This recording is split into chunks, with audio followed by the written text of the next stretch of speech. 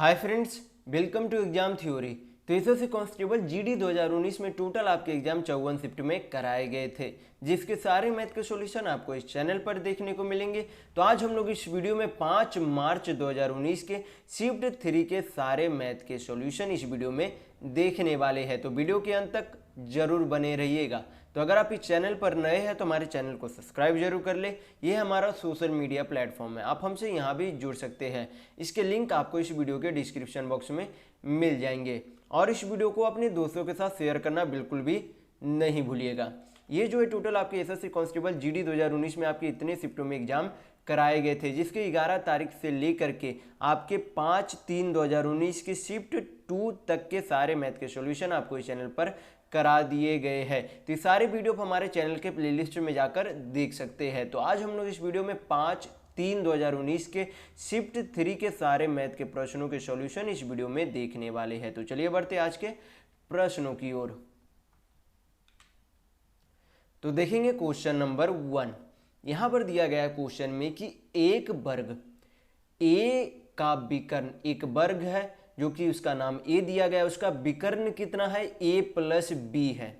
फिर बोला गया कि एक दूसरे जिसके वर्ग ए के क्षेत्रफल से 2 गुना क्षेत्रफल वाले वर्ग का विकर्ण क्या होगा। यानी कि कोई वर्ग ए है, उनका विकर्ण यानी कि डायगोनल कितना दिया गया है a+b दिया गया है। और बोला जा रहा है आपसे कि एक अन्य वर्ग है जिनका क्षेत्रफल जो है इस वर्ग के विकर्ण के का जो क्षेत्रफल बनेगा उसके क्षेत्रफल से 2 गुना क्षेत्रफल उस दूसरे वाले वर्ग का है। तो पूछा जा रहा है आपसे कि उसी का यानी कि दूसरे वाले वर्ग का विकर्ण यानी कि डायगोनल क्या होगा। जैसे कि आपको यहाँ पर एक वर्ग है, इसका जो है नाम क्या दिया गया है, ए नाम दिया गया है।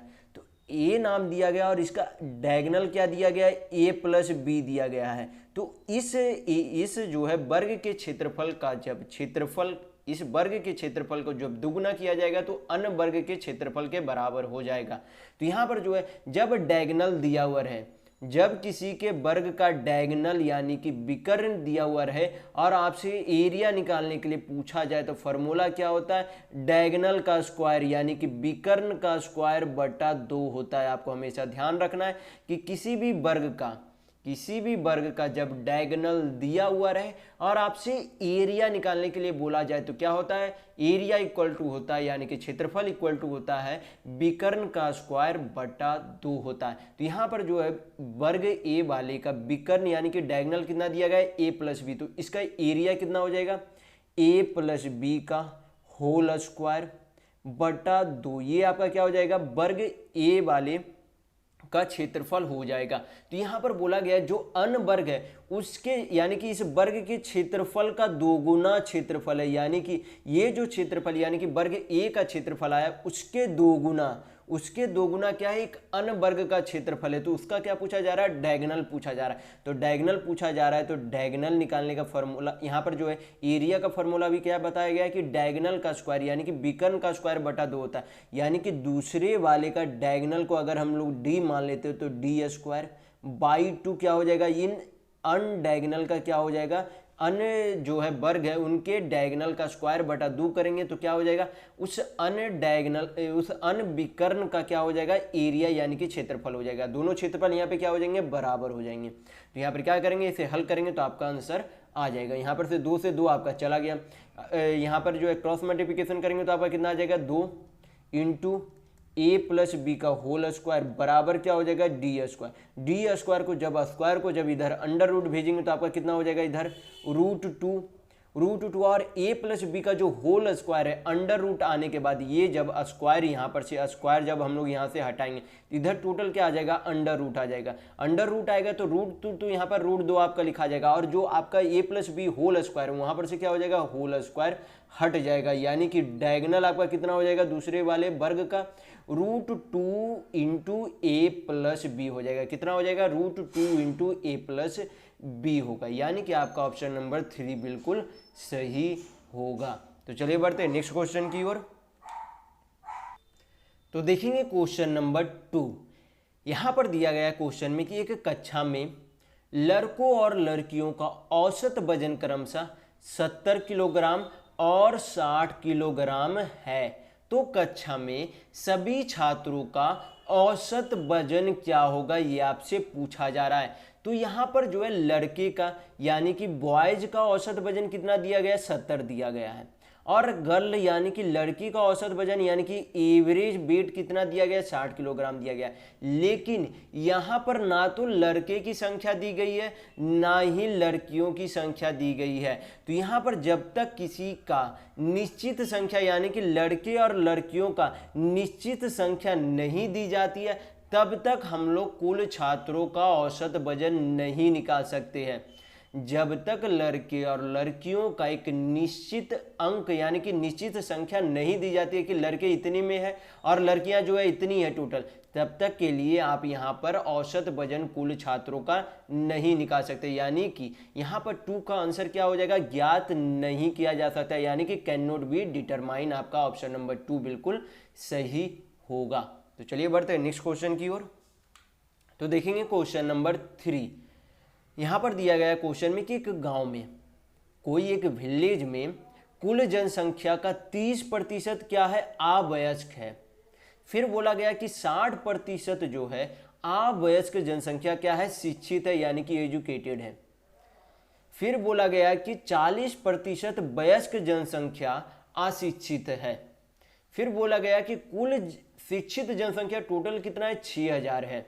कुल आबादी में से शिक्षित जनसंख्या यानी कि लिटरेट जो है पॉपुलेशन कितना है, 6000 है। तो आपसे पूछा जा रहा है कि नगर की कुल जनसंख्या यानी कि उस गांव का टोटल पॉपुलेशन क्या है, ये आपसे पूछा जा रहा है। तो सबसे पहले किसी भी गांव में कोई भी जनसंख्या होगी खुद में कितने प्रतिशत होगी, 100% होगी।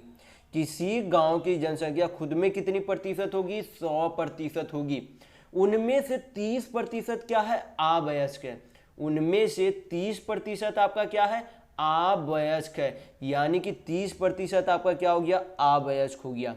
यहां पर मैं यहां पर आ लिख देता हूं, क्या हो जाएगा, अवयस्क।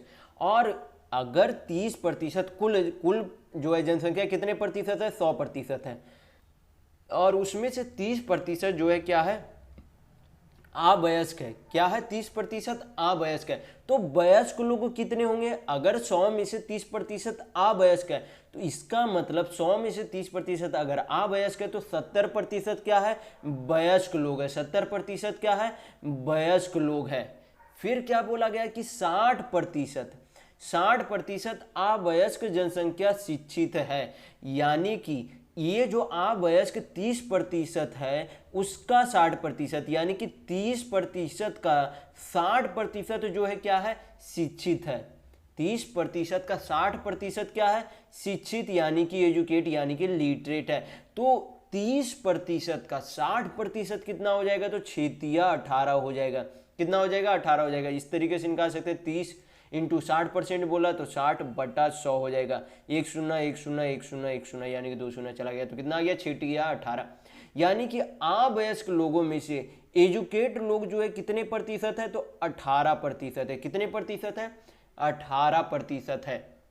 फिर बोला गया कि 40% वयस्क जनसंख्या क्या है, अशिक्षित है, यानी कि वयस्क जनसंख्या टोटल का कितना प्रतिशत है, तो 70% क्या है, वयस्क जनसंख्या है। और उसमें से इस 70% में से 40% यानी कि 70 का 40%, 70% का 40% क्या है, वयस्क जनसंख्या अशिक्षित है यानी कि अनएजुकेट है, यानी कि इलिटरेट है। लिटरेट नहीं है, क्या है, इलिटरेट है। यानी कि अगर 40% अशिक्षित है तो 60% क्या होगा, शिक्षित होगा। यानी कि 70% का 60% कितना होगा, तो 7×6 = 42 होगा। यानी कि 42% कुल जनसंख्या का 42% क्या है, अशिक्षित है, शिक्षित है। कुल जनसंख्या का 42% क्या है, शिक्षित है। यानी कि अवयस्क लोग जो है 18%, कुल जनसंख्या का 18% जो है क्या है, शिक्षित है। और वयस्क लोगों में कुल जनसंख्या का 42% क्या है, शिक्षित है। यानी कि कुल कितने प्रतिशत जो है शिक्षित है, तो 18 और 42 जोड़ेंगे तो आपका कितना आ जाएगा, 60%। कितना आ जाएगा, 60%। और शिक्षित लोग कितने हो गए, 60%। और यहाँ पर वैल्यू कितना दिया गया जनसंख्या में, 6000 दिया गया। कितना दिया गया, 6000 दिया गया। यानी कि 60% का वैल्यू कितना आ गया, 6000 आ गया। तो यहाँ पर क्या करेंगे, 6 से काट देंगे तो कितना आ जाएगा 10 आ जाएगा। यहाँ पर कितना आ जाएगा 1000 आ जाएगा। हमसे पूछा क्या गया है, कुल जनसंख्या पूछा गया, तो कुल जनसंख्या कितना था, तो 100% था, यानी कि हमें क्या निकालना होगा 100% का वैल्यू। तो 100% का वैल्यू निकालने के लिए क्या करेंगे, दोनों तरफ 10 से गुना कर देंगे। क्या करेंगे 10 से गुना कर देंगे, तो आपका कितना आ जाएगा 10 दें 100%। 100% बराबर आपका इधर कितना हो गया 10,000 हो जाएगा। कितना हो जाएगा 10,000 हो जाएगा, यानी कि उस गांव की कुल जनसंख्या कितनी है 10,000, यानी कि 10,000 है। तो यहाँ पर आपका ऑप्शन नंबर 2 बिल्कुल सही होगा। तो अगर आपको वीडियो पसंद आ रहा है तो लाइक करते जरूर चलिएगा। तो चलिए बढ़ते हैं नेक्स्ट क्वेश्चन की ओर। तो देखेंगे हम लोग क्वेश्चन नंबर 4। यहाँ पर दिया गया है कि ए और बी का वर्तमान आयु का अनुपात कितना 11:4 है। फिर बोला गया कि 15 वर्ष पहले, यानी कि 15 साल पहले उनकी आयु का अनुपात कितना था 8:1, यानी कि 8:1 था। तो फिर बोला गया 5 वर्ष पहले बी और सी की आयु का अनुपात 3:2 था। तो बताइए कि सी का वर्तमान आयु क्या है, यानी कि सी का जो है अभी का आयु यानी कि वर्तमान आयु क्या है, ये आपसे पूछा गया है। तो सबसे पहले दिया क्या गया, यहाँ पर दिया गया है ए और बी का वर्तमान आयु का अनुपात कितना है 11:4, यानी कि 11:4 है। फिर बोला गया कि 15 साल पहले उनकी आयु का अनुपात कितना था 8:1 था। कितना था 8:1 था। तो यहां पर जब रेशियो का अंतर यानी कि रेशियो के यूनिट का अंतर देखेंगे तो यहां पर अंतर कितना बनता है 11 में से 8 जाएगा तो कितना बचेगा 3 यूनिट आएगा। और जब 4 में से 1 को माइनस करेंगे तो कितना यूनिट आएगा 3 यूनिट आएगा। यानी कि दोनों का ए और बी के उम्र में जो अंतर आ रहा है यहाँ पर यूनिट में भी क्या हो रहा है बराबर अंतर आ रहा है। यहाँ पर भी रेशियो के यूनिट में गैप कितना है 3 का है, और यहाँ पर भी बी में भी जो है रेशियो के यूनिट में गैप कितना है 3 का है। यानी कि उस 3 यूनिट कितने साल के बराबर है, इस 15 साल के बराबर है, क्योंकि पहले जो है वर्तमान आयु कितना था 11:4 था। फिर जो है 15 साल पहले उनका जो अनुपात कितना था 8:1 था। यानी कि जो रेशियो में गैप आया यानी कि जिनके अनुपात के यूनिट में जो अंतर आया वो जो आपका क्या है ये समय में अंतर दिया गया है। यानी कि 11 में से 8 जाएगा तो कितना हो जाएगा 3 यूनिट, यानी कि इस 3 यूनिट का वैल्यू कितना है 15 साल है। कितना है 3 यूनिट का वैल्यू 15 साल है। तो 1 यूनिट का वैल्यू आपका कितना आ जाएगा, तो 3 से काटेंगे 15 को तो कितना बार में चला जाएगा 5 बार में चला जाएगा। यानी कि 1 यूनिट का वैल्यू कितना आ गया 5 आ गया। तो यहां पर से हम लोग क्या निकाल सकते हैं, यहां पर से बी का वर्तमान आयु निकाल सकते हैं। क्या निकाल सकते हैं, बी का वर्तमान आयु का निश्चित वैल्यू निकाल सकते हैं। यहां पर से हमें पता क्या चला कि 1 यूनिट का वैल्यू 5 साल है, तो यहां पर 4 यूनिट का वैल्यू बी का कितना हो जाएगा। अगर एक यूनिट का वैल्यू 5 साल है तो इसे 4 यूनिट का वैल्यू कितना हो जाएगा, तो क्या करेंगे 5 गुना कर देंगे। 1 यूनिट का वैल्यू अगर 5 साल है तो इसमें क्या करेंगे 4 यूनिट का वैल्यू निकालने के लिए 5 से गुना करेंगे, तो आपका कितना हो जाएगा 5 चौक 20 हो जाएगा। यानी कि बी की जो है वर्तमान आयु कितने साल है 20 साल है। बी की वर्तमान आयु कितने साल है 20 साल है, और इनके वर्तमान आयु का अनुपात कितना दिया गया 3:2 दिया गया है। क्या दिया गया है 3:2 दिया गया है। लेकिन ये जो अनुपात दिया गया है इसके 5 वर्ष पहले का यानी कि वर्तमान वर्ष से यानी कि वर्तमान उम्र से 5 साल पहले का उम्र का अनुपात दिया गया। तो 5 साल पहले जो है बी की उम्र क्या होगी, तो यहां पर क्या कर देंगे 5 माइनस करेंगे। 5 माइनस करेंगे तो आपका कितना आ जाएगा 15 आ जाएगा। यानी कि बी जो है वर्तमान से 5 वर्ष पहले कितने साल का था 15 साल का था। तो इस 15 साल बी के जो है यूनिट का वैल्यू के कितने के बराबर है, इस 3 यूनिट के वैल्यू के बराबर है। यानी कि यहां पर 3 यूनिट का वैल्यू कितना है 15 साल है। यहां पर जो है नया अनुपात बी और सी का है, वहां पर 3 यूनिट का वैल्यू कितना है 15 साल है। तो 1 यूनिट का वैल्यू कितना आ जाएगा, तो 1 यूनिट का वैल्यू जो है कितना हो जाएगा 3 × 5 = 15 यानी कि 5 साल हो जाएगा। कितना हो जाएगा 5 साल हो जाएगा। तो यहां पर से क्या निकल जाएगा, सी के वर्तमान आयु से 5 वर्ष पहले का आयु हमें प्राप्त हो जाएगा। तो यहां पर क्या करेंगे 1 यूनिट का वैल्यू अगर 5 साल है तो 2 यूनिट का वैल्यू क्या हो जाएगा, तो यहां पर 2 से गुना कर देंगे तो आपका कितना आ जाएगा 5 दूनी 10 आ जाएगा। लेकिन पूछा क्या जा रहा है, यहां पर सी का जो उम्र आया है वो क्या है 5 साल पहले का उम्र आया है। पूछा क्या जा रहा है, सी का वर्तमान आयु पूछा जा रहा है। तो 5 साल पहले का उम्र अगर 10 था तो अगर इसमें हम लोग 5 प्लस कर देंगे तो आपका क्या क्या आ जाएगा, सी का वर्तमान आयु आ जाएगा। तो 10 और 5 आपका कितना हो जाएगा, 15 हो जाएगा। यानी कि सी का वर्तमान आयु कितना है, 15 साल है। कितना साल है, 15 साल है। यानी कि यहां पर आपका ऑप्शन नंबर 2 बिल्कुल सही होगा। तो चलिए बढ़ते हैं नेक्स्ट क्वेश्चन की ओर। तो देखेंगे क्वेश्चन नंबर 5। यहां पर दिया गया कि यदि एक उपकरण 9% लाभ के बजाय 12% लाभ पर बेचा जाता है तो 91 रुपये अधिक लाभ की प्राप्ति होती है। तो आपसे पूछा जा रहा है कि उसका क्रय मूल्य यानी कि उस उपकरण का क्रय मूल्य यानी कि कॉस्ट प्राइस यानी कि सीपी क्या होगा, ये आपसे पूछा गया है। तो आपको हमेशा पता होना चाहिए जो लाभ का यानी कि लाभ प्रतिशत का गणना किया जाता है यानी कि उसका परसेंट में वैल्यू निकाला जाता है तो हमेशा किस पर निकाला जाता है, सीपी पर निकाला जाता है। यानी कि जो इसके लाभ का अंतर होगा, जो इसके लाभ प्रतिशत में अंतर होगा वो जो है इस रुपये के बराबर होगा। क्या होगा, आपको हमेशा पता होना चाहिए। मैं पहले वाले भी वीडियो में काफी बार बोल चुका हूं कि सीपी जो है खुद में कितना प्रतिशत होता है, 100% होता है। सीपी यानी कि क्रय मूल्य खुद में कितना होता है, हमेशा 100% होता है। फिर 100% का सामान 9% के लाभ के बजाय 22% के लाभ पर बेचता है तो 91 रुपया अधिक मिलता है। यानी कि सीपी यानी कि जो यहाँ पर परसेंट में अंतर होगा उसके जो है इस रुपये के बराबर होगा। तो यहां पर जो है अंतर कितना हो जाएगा, 9% है 22% है, दोनों का डिफरेंस यानी कि अंतर कितना होगा, तो 22 में से 9 गया तो 13% यानी कि 13% बराबर 13% बराबर कितना, 91 रुपया। कितना रुपये, 91 रुपया। हमसे पूछा क्या गया, सीपी पूछा गया यानी कि 100% का हमें वैल्यू चाहिए। तो 100% का वैल्यू निकालने के लिए पहले क्या करेंगे, यहाँ पर 13 से 91 काट लेते हैं तो कितना बार में चला जाएगा, 7 बार में। 100% का वैल्यू चाहिए तो दोनों तरफ क्या कर देंगे, 100 से गुना कर देंगे। कितना से गुना करेंगे, 100 से गुना कर देंगे। तो आपका कितना आ जाएगा, 100% बराबर कितना आ जाएगा, 7 × 100 यानी कि 700 रुपये। कितना आ जाएगा, 700 रुपये आएगा। तो यहाँ पर आपका ऑप्शन नंबर 1 बिल्कुल सही होगा। तो चलिए बढ़ते हैं नेक्स्ट क्वेश्चन की ओर। तो देखेंगे क्वेश्चन नंबर 6। यहां पर दिया गया क्वेश्चन में कि गोविंद ने एक वस्तु को अपनी क्रय मूल्य से 30% अधिक अंकित किया गया और उस पर जो है क्या किया गया, 10% की छूट दिया गया। कितने परसेंट की छूट दिया गया, 10% की छूट दिया गया। तो बताइए कि लाभ प्रतिशत याद कीजिए। तो यहां पर मैं अभी पिछले वाले ही क्वेश्चन में बताया हूं कि सीपी खुद में कितना होता है, 100% होता है। खुद में किसी वस्तु का क्रय मूल्य हमेशा खुद में कितना होता है, 100% होता है। और इस 100% वाले सामान में क्या किया गया, 30% उसे जो है अधिक पर अंकित किया गया। यानी कि खरीदा तो 100% में, उसे जो है बेचने के समय क्या किया, उसे 30% अधिक अंकित मूल्य उसका कर दिया। यानी कि 100% का सामान 30% अधिक अंकित किया यानी कि उसे अंकित कितना कर दिया, 130% अंकित कर दिया।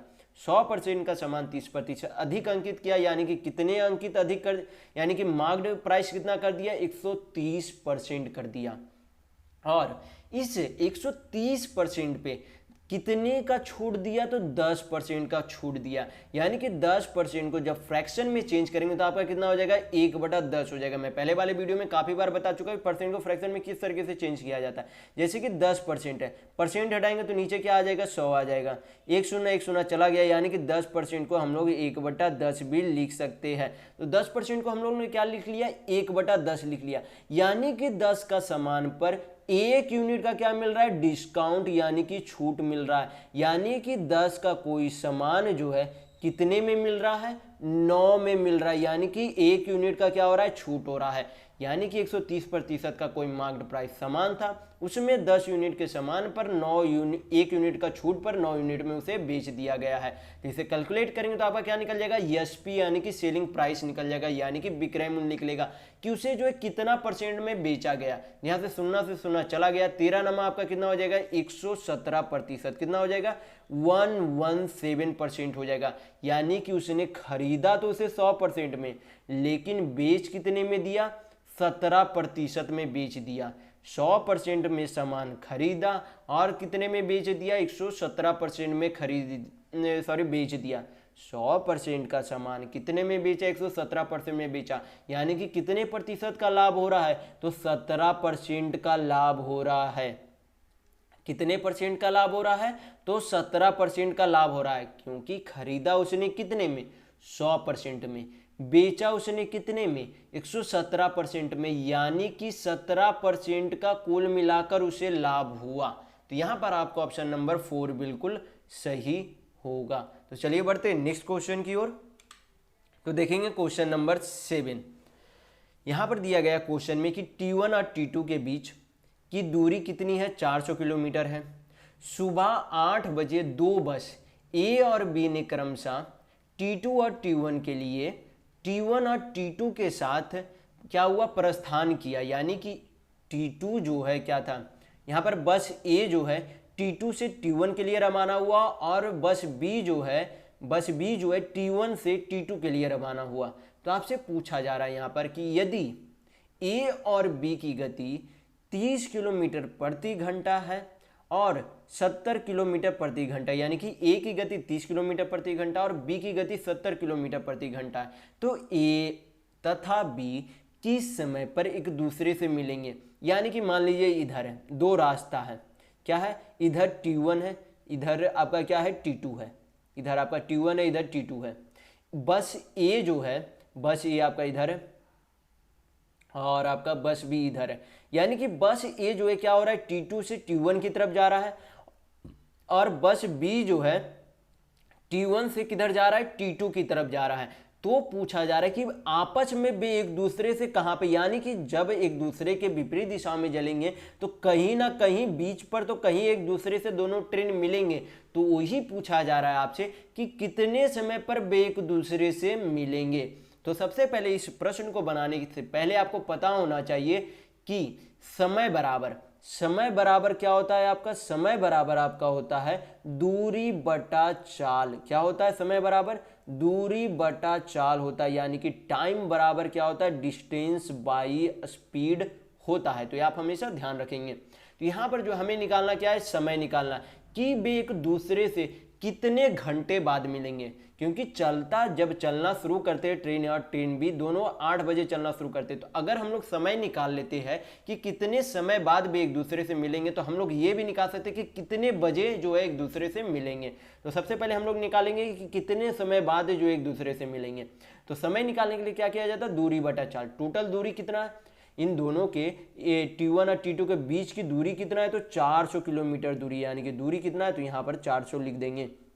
और हमें क्या करना है, चाल नीचे निकलना है। तो ए का चाल जो है कितना है, 30 किलोमीटर प्रति घंटा है और बी की चाल कितनी है, 70 किलोमीटर प्रति घंटा है। तो जब दो ट्रेन एक दूसरे के विपरीत दिशा यानी कि अपोजिट डायरेक्शन में चलते हैं तो चाल हमेशा क्या होता है, जुटता है। आप हमेशा ध्यान रखिएगा कि जब दो ट्रेन एक दूसरे के विपरीत दिशा में चलते हैं तो अब चाल जो है क्या होता है, जुट जाता है, यानी कि 30 किलोमीटर प्लस क्या हो जाएगा, 70 किलोमीटर हो जाएगा। तो दोनों को जोड़ेंगे तो कितना हो जाएगा, 30 प्लस 70, यानी कि टोटल हो जाएगा 100 किलोमीटर चाल हो जाएगी। यहाँ पर कैलकुलेशन कर लेंगे तो 2 शून्य चला गया, यानी कि कितना आ गया आपका, 4 घंटा। यानी कि वे एक दूसरे से 8 बजे के बाद से 4 घंटे बाद मिलेंगे। यानी कि अगर 8 बजे वो चलना शुरू करते हैं तो उसके 4 घंटा बाद क्या होंगे, एक दूसरे से मिलेंगे। यानी कि कितने बजे मिलेंगे, 8 बजे चलना शुरू करते हैं उससे 4 घंटा बाद मिलेंगे। यानी कि जब जोड़ेंगे 4 घंटा 8 बजे में, जब 4 घंटा जोड़ेंगे तो कितना बजे मिलेंगे, 12 बजे मिलेंगे। कितना बजे मिलेंगे, 12 बजे मिलेंगे। तो यहाँ पर जो है आपका आंसर क्या आ जाएगा, 12 आ जाएगा, 12 नून आ जाएगा। यानी कि ऑप्शन नंबर 2 बिल्कुल सही होगा, क्योंकि उन्होंने जो 8 बजे चलना शुरू किया था 4 घंटे बाद एक दूसरे से मिलेंगे, यानी कि 4 घंटा बाद 8 बजे से तो कितना बजे, 12 बजे दोपहर में मिलेंगे। तो चलिए बढ़ते हैं नेक्स्ट क्वेश्चन की ओर। तो देखेंगे क्वेश्चन नंबर 8। यहाँ पर दिया गया क्वेश्चन में कि एक पुरुष और उसकी पत्नी का वर्तमान आयु का अनुपात कितना है, 4:3 है। यानी कि एक मैन है और उसकी पत्नी यानी कि उसकी वाइफ का आयु का अनुपात यानी कि अभी का यानी कि वर्तमान आयु का रेशियो कितना दिया गया, 4:3 दिया गया है। फिर बोला गया कि 4 वर्ष बाद यह अनुपात जो है 9:7 हो जाएगा। कितना अनुपात हो जाएगा, 9:7 हो जाएगा। यदि फिर आगे बोला गया कि यदि विवाह के समय उनका अनुपात 5:3 था, तो कितने वर्ष पहले विवाह हुआ था, ये आपसे पूछा जा रहा है। तो सबसे पहले हम लोगों को क्या निकालना होगा, उनकी वर्तमान आयु, एक निश्चित उनकी वर्तमान आयु निकालनी होगी। तो यहाँ पर जो है वर्तमान आयु का अनुपात कितना दिया गया है, 4:3 दिया गया है। यानी कि मैं यहाँ पर कर देता हूँ मैन, यहाँ पर कर देता हूँ वुमेन डब्लू, उसकी जो है वर्तमान आयु का अनुपात कितना दिया गया, 4:3। और 4 वर्ष बाद उनकी आयु का अनुपात कितना होगा, 9:7 होगा। कितना अनुपात होगा, 9:7 होगा। तो यहाँ पर जो है रेशियो में जब यहाँ पर फर्क देखेंगे, यहाँ पर जो है 4 में से 9, यानी कि डिफरेंस देखना हमें, यहाँ पर जो है माइनस नहीं करना, यानी कि 4 में से -9 नहीं करेंगे, डिफरेंस यानी कि अंतर निकालेंगे। यानी कि 9 और 4 में अंतर कितना है, तो 5 का अंतर है। 7 और 3 में अंतर कितना है, तो 4 का अंतर है। तो हमें क्या करना होगा, अंतर को बराबर करना होगा, तभी ये जो है 4 वर्ष का अंतर यहाँ पर एक निश्चित वैल्यू में हम लोग रख सकते हैं। तो यहाँ पर अंतर बराबर करने के लिए क्या करेंगे, जो दोनों के रेशियो में, जैसे कि पहले के यहाँ पर जो है पहले के वर्तमान रेशियो का अंतर कितना है, तो 4 में से 3 गया 1, तो 1 से क्या करेंगे, नीचे गुना कर देंगे। और 9 में से 7 गया तो कितना आ गया, 9 में से 7 गया तो 2, 2 से क्या कर देंगे, ऊपर में गुना कर देंगे। गुना करेंगे तो आपका कितना आ जाएगा, 4 दूनी 8, 4 तिया 12 हो जाएगा। 1 से गुना करेंगे तो 9:7 ही रह जाएगा। तो यहाँ पर 1 को हटा देंगे। तो यहाँ पर जो है नया अनुपात कितना आ गया, यानी कि वर्तमान आयु का अनुपात कितना हो गया, 8:12। और उससे 4 वर्ष बाद का आयु का अनुपात कितना हो गया, 9:7। अब यहाँ पर डिफरेंस देखिए, अब यहाँ सॉरी यहाँ पर 3 दूनी 6 होगा, 12 नहीं होगा। 3 दूनी यहाँ पर कितना होगा आपका, 6 होगा। यानी कि यहाँ पर जब आप डिफरेंस देखेंगे तो 8 में से 9, 8 और 9 का डिफरेंस यानी कि अंतर देखेंगे तो कितना, 1 यूनिट का अंतर हो रहा है। और 7 और 6 का डिफरेंस यानी कि अंतर देखेंगे तो यहाँ पर भी आपको क्या दिख रहा है, 1 यूनिट का अंतर दिख रहा है। यानी कि दोनों में कितने यूनिट का अंतर दिख रहा है, 1 यूनिट का ही अंतर दिख रहा है। और इस 1 यूनिट का वैल्यू कितना, ये 4 वर्ष है। 1 यूनिट का वैल्यू कितना है, 4 वर्ष है। तो यहाँ पर से हम लोग क्या निकाल सकते हैं, मैन और वुमेन की वर्तमान आयु निकाल सकते हैं। तो यहाँ पर मैन और वुमेन में यहाँ पर अलग से फिर से लिख लेता हूँ। तो यहाँ पर जो है 1 यूनिट का वैल्यू अगर 4 साल है तो 8 यूनिट का, क्योंकि वर्तमान आयु का अनुपात जब हम लोगों ने गुना करके कितना आया था, 8:6। यानी कि 1 यूनिट का वैल्यू अगर 4 साल है तो 8 यूनिट का वैल्यू कितना हो जाएगा, तो 8 चौक 32 हो जाएगा। कितना हो जाएगा, 8 चौक 32। तो अगर 1 यूनिट का वैल्यू 4 साल है तो 6 यूनिट का वैल्यू कितना हो जाएगा, 6 चौक 24 हो जाएगा। कितना हो जाएगा, 6 चौक 24 होगा। तो यहाँ पर जो है क्या आ गया, मैन और वुमेन का, यानी कि पुरुष और उनकी पत्नी का जो है वर्तमान आयु कितने आ गए, 32 साल और 24 साल आ गए। कितने आ गए, 32 साल और 24 साल आ गए हैं। तो यहाँ पर फिर करना, यहाँ पर बोला जा रहा है कि यदि विवाह के समय उनका आयु का अनुपात 5:9 था तो उनकी जो है पहले कितने वर्ष पहले विवाह हुई थी। तो यहाँ पर जो है क्या करना है, यहाँ पर जो है इस तरीके के प्रश्न को जो है हल करने के लिए इस तरीके से जो आप कर सकते हैं, जैसे कि 32/24, ये आपका क्या हो गया, ऊपर मैन हो गए नीचे वुमेन हो गए। माइनस मान लेते एक साल पहले जो है क्या हुई थी, शादी हुई थी। क्या मान लिया हम लोगों ने, 1 साल पहले शादी हुई थी, यानी कि उसके शादी के समय जो है आयु कितनी हो जाएगी, तो 32 - 1। हम लोग मान लेंगे कि 1 साल पहले, वर्तमान समय से 1 साल पहले क्या हुई थी, उनकी शादी हुई थी। तो यहाँ पर क्या कर देंगे, 32 - 1 कर देंगे। और नीचे भी क्या कर देंगे, क्योंकि शादी दोनों को एक साथ हुई थी, यानी कि यहाँ भी जो है -1 हो जाएगा, नीचे वुमेन में भी -1 हो जाएगा।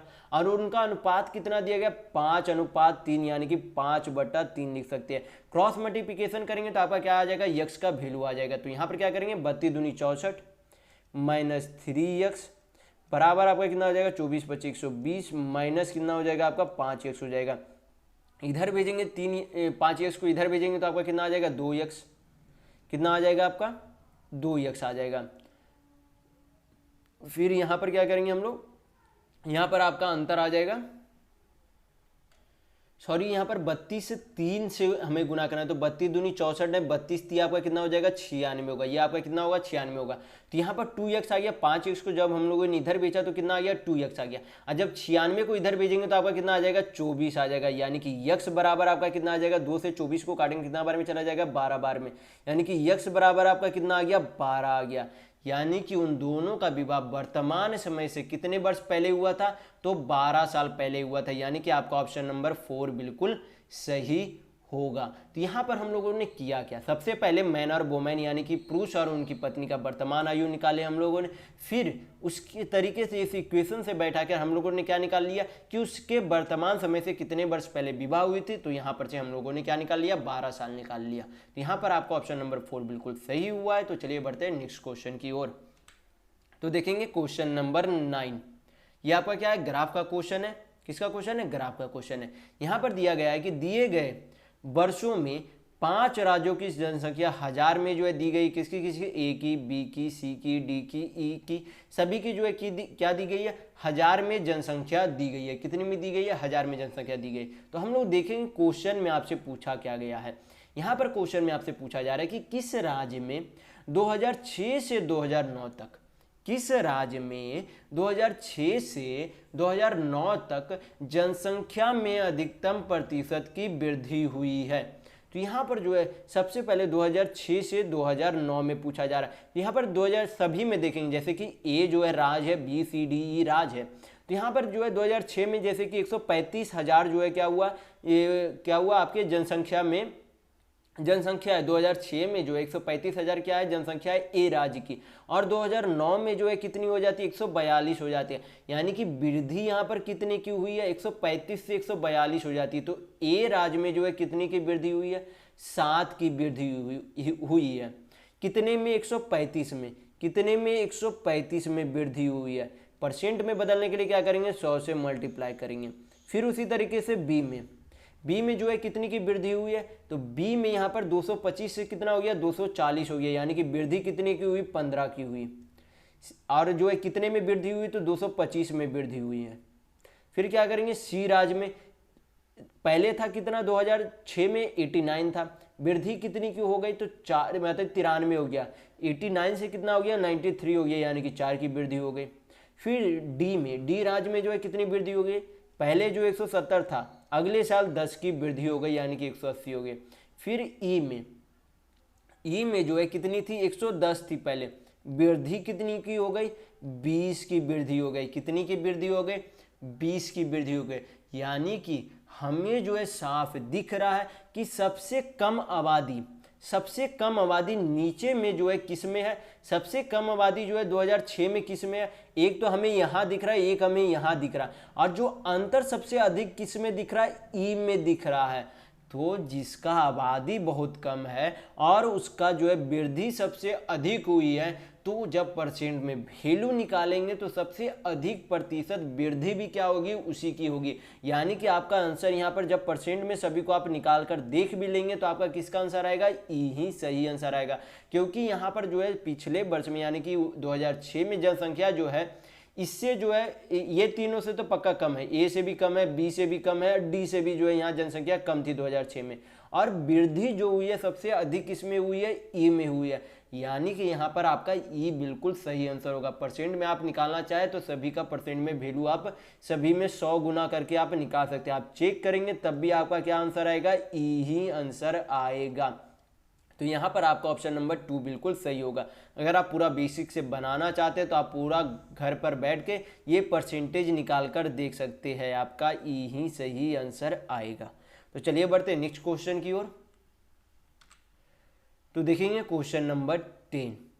यहाँ पर दिया गया है कि 15 व्यक्ति किसी कार्य को 8 दिन में पूरा कर सकते हैं। 15 व्यक्ति किसी कार्य को 8 दिन में पूरा कर सकते हैं, तो उससे दोगुना काम को, किससे दोगुना, यानी कि जो 15 व्यक्ति 8 दिनों में काम कर रहे हैं उस टोटल काम से दोगुना काम को 12 दिनों में पूरा करने के लिए कितने और व्यक्तियों की संख्या होगी। तो आपको पता होना चाहिए टोटल वर्क बराबर क्या होता है, मैन इंटू डेज होता है। यानी कि TW टोटल वर्क यानी कि कुल कार्य, यम यानी कि मैन यानी कि आदमियों की संख्या, डी यानी कि डेज यानी कि दिनों की संख्या होती है। यानी कि हमें कुल कार्य निकालने के लिए क्या करना होगा, मैन इंटू डेज यानी कि आदमियों की संख्या इंटू दिनों की संख्या करनी होगी, तो टोटल काम आपका निकल जाएगा। तो टोटल आदमी कितने काम करते हैं, शुरुआत में 15 आदमी काम करते हैं। कितने दिनों में उस काम को पूरा कर सकते हैं, तो 8 दिनों में पूरा कर सकते हैं। तो ये आपका क्या हो गया, टोटल वर्क यानी कि कुल कार्य हो गया। लेकिन जो अब दूसरे बार में काम करेगा, ये जो आपका टोटल पिछले वाला काम था उससे भी दोगुना काम करेगा, यानी कि इसके दोगुना काम को अब क्या करेगा, अब जो है नए व्यक्ति जो है जुड़ेंगे, अब उससे दोगुना काम को करेंगे। और उससे दोगुना काम को करने के लिए जो है कितना दिन में करना चाहते हैं, 12 दिन में करना चाहते हैं। कितने दिनों में करना चाहते हैं, 12 दिनों में करना चाहते हैं। तो यहाँ पर आपका क्या हो गया, डेज हो गया, इनटू इधर क्या कर देंगे, आदमियों की संख्या को यम से डिनोट कर देंगे। तो आपका क्या आ जाएगा, इधर भी आपका टोटल वर्क यानी कि कुल कार्य हो गया, इधर भी आपका टोटल वर्क यानी कि कुल कार्य हो गया। दोनों एक ही कार्य को कर रहे हैं, क्योंकि 15 × 8 पहले काम हो रहा था, उससे दोगुना काम को अब क्या कर रहे हैं, नए वाले व्यक्ति कर रहे हैं, यानी कि दोनों का टोटल वर्क क्या हो जाएगा, यानी कि कुल कार्य बराबर हो जाएगा। हल करेंगे इसे तो 2 छक आपका 12 हो गया, 2 से काटेंगे तो 2 तिया 6, 2 चौक 8, 3 से 15 को काटेंगे तो कितना बार में चला जाएगा, 5 बार में चला जाएगा। यानी कि नए काम को जब करता है तो टोटल कितने काम करते हैं, 20 आदमी मिलकर काम करते हैं। तो यहाँ पर आपसे ये नहीं पूछा जा रहा है कि कितने व्यक्ति जो है अब काम करेंगे, पूछा जा रहा है आपसे कि पूरा करने के लिए यानी कि 12 दिन में पूरा करने के लिए कितने और व्यक्तियों की जरूरत होगी। यानी कि पहले अगर 15 व्यक्ति काम कर रहा था तो उसमें जो है कितना अधिक व्यक्ति लगेगा, यानी कि अब जो है उसे टोटल 20 व्यक्ति लगेंगे। यानी कि अगर पहले 15 व्यक्ति काम कर रहा था तो अब कितना काम करना होगा, 20 व्यक्ति को काम करना होगा। यानी कि कितना ज़्यादा व्यक्ति को काम करना होगा, तो क्या करेंगे, 20 में से 15 माइनस करेंगे तो आपका कितना आ जाएगा, 5 आ जाएगा। यानी कि पहले के हिसाब से 5 और व्यक्तियों को काम पे लगना होगा। तो यहाँ पर आपका ऑप्शन नंबर 1 बिल्कुल सही होगा। तो चलिए बढ़ते हैं नेक्स्ट क्वेश्चन की ओर। तो देखेंगे क्वेश्चन नंबर 11। यहां पर दिया गया है कि यदि एक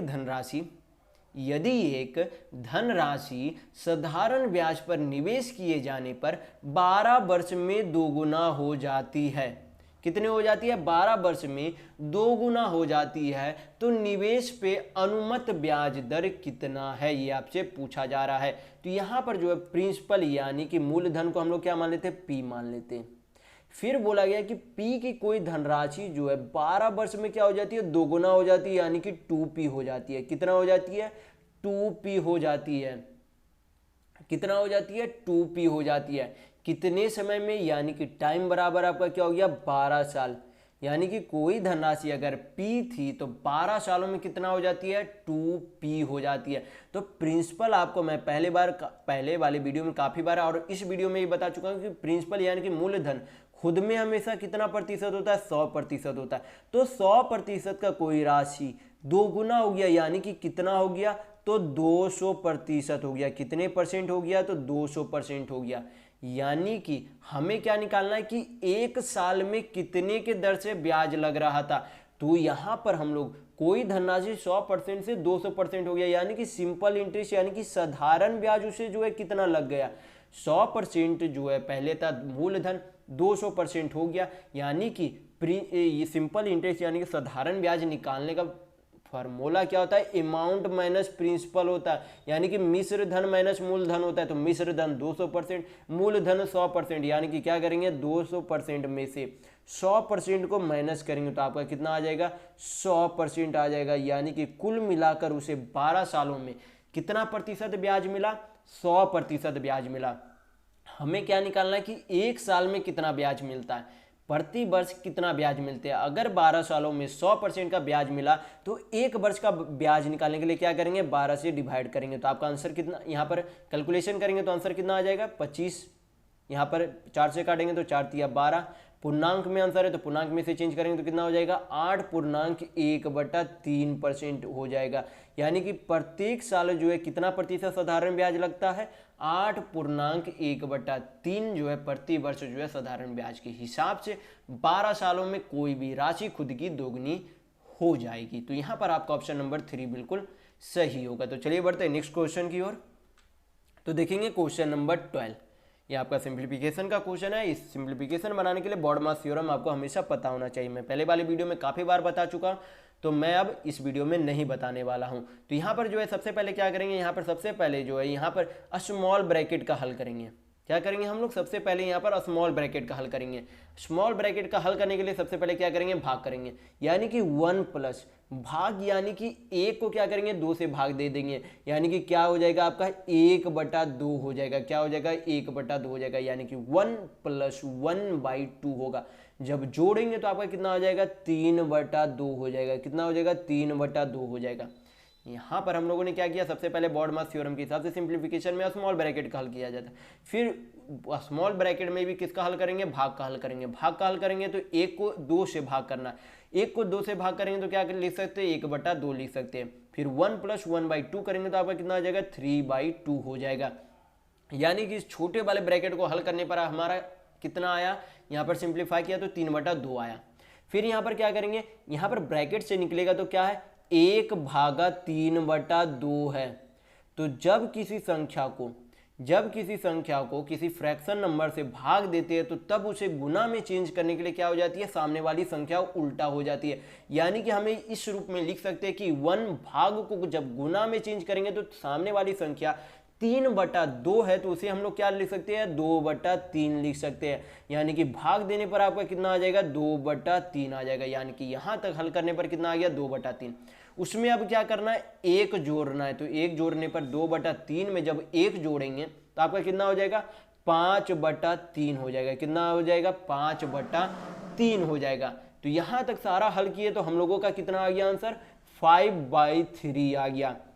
अब क्या करना है, ब्रैकेट से बाहर आएगा तो क्या आपका हो जाएगा 1 डिवाइड, यानी कि 1 भाग क्या हो जाएगा आपका 5/3, यानी कि 5/3 हो जाएगा। तो उसी तरीके से करेंगे जैसे कि यहाँ पर भाग को सामने वाली संख्या क्या किया गुना में चेंज किया तो उलट गया, तो इसे भी क्या करेंगे उल्टा लिखेंगे। तो 1 × भाग को गुना में चेंज किया तो 5/3 क्या हो जाएगा 3/5 हो जाएगा। यानी कि 1 × 3/5 कितना हो जाएगा 3/5 हो जाएगा, कितना हो जाएगा 3/5 होगा। यानी सिंप्लीफिकेशन को सिंप्लीफाई करने पर आंसर कितना आया आपका 3/5 आया। यानी कि यहाँ पर आपका ऑप्शन नंबर 4 बिल्कुल सही होगा। तो अगर आपको वीडियो पसंद आ रहा है तो लाइक करते जरूर चलिएगा, लाइक कंपलसरी है। तो चलिए बढ़ते हैं नेक्स्ट क्वेश्चन की ओर।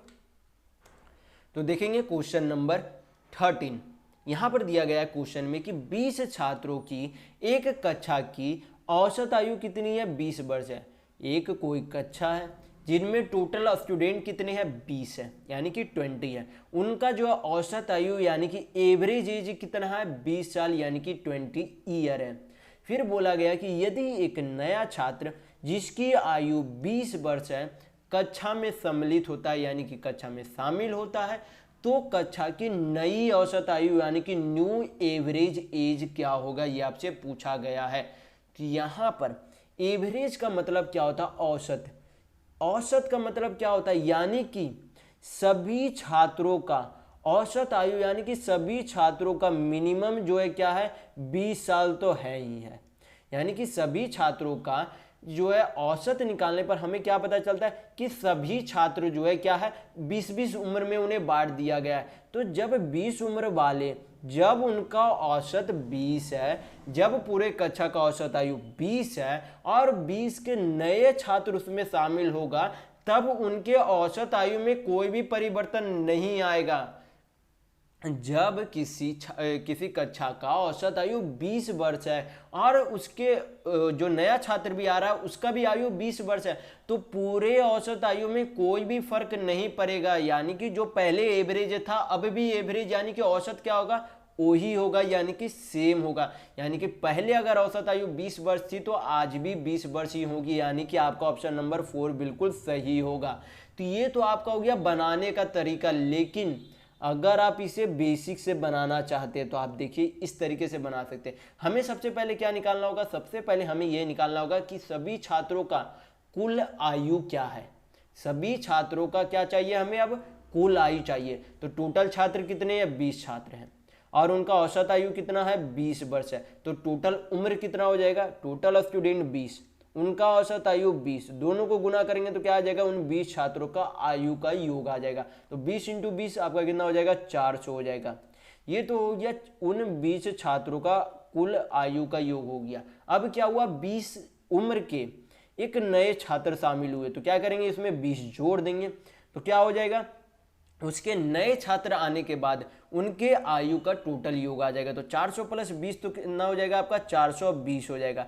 तो ये आपका क्या हो गया 420 नए छात्रों के आने के बाद उनके आयु का योग हो गया। लेकिन अब जो है नंबर ऑफ स्टूडेंट कितने हो गए, पहले 20 थे, उनमें अब क्या हो गए, एक और आ गए, तो टोटल अब स्टूडेंट कितना हो गया 21 स्टूडेंट हो गया। तो यहाँ पर क्या करेंगे, इस 21 से डिवाइड कर देंगे तो आपका नया औसत यानी कि न्यू एवरेज आ जाएगा। तो यहाँ पर क्या करेंगे 420 को 21 से भाग देंगे तो आपका कितना आ जाएगा 20 ही आएगा। तो या तो आप बेसिक तरीके से बना सकते हैं या फिर अगर आप क्वेश्चन ही पढ़ेंगे तो आपको आसानी से पता चल जाएगा कि औसत आयु अगर 20 है, एक नया छात्र उसमें शामिल होता है तो औसत आयु में कोई भी परिवर्तन नहीं आएगा। ये आप हमेशा ध्यान रखिएगा। आपको इतना करने की परीक्षा में जरूरत नहीं, आप चाहेंगे तो क्वेश्चन पढ़ते के साथ आप टिक मारकर आ सकते हैं, क्योंकि जब औसत आयु सेम रहे और जो नया छात्र आए, जो नया छात्र शामिल हो, वो जो है औसत आयु के बराबर हो, तब उनके एवरेज यानी कि औसत में कोई भी परिवर्तन नहीं आता है। तो अगर आप बेसिक से बनाना चाहते हैं तो आप इस तरीके से बना सकते हैं। दोनों स्थितियों में आपका ऑप्शन नंबर 4 बिल्कुल सही होगा। तो चलिए बढ़ते हैं नेक्स्ट क्वेश्चन की ओर। तो देखेंगे क्वेश्चन नंबर 14। ये आपका क्या है, ग्राफ है। तो ग्राफ मैं आपको समझा चुका हूं कि क्या है। तो यहाँ पर देखेंगे क्वेश्चन में पूछा क्या गया है।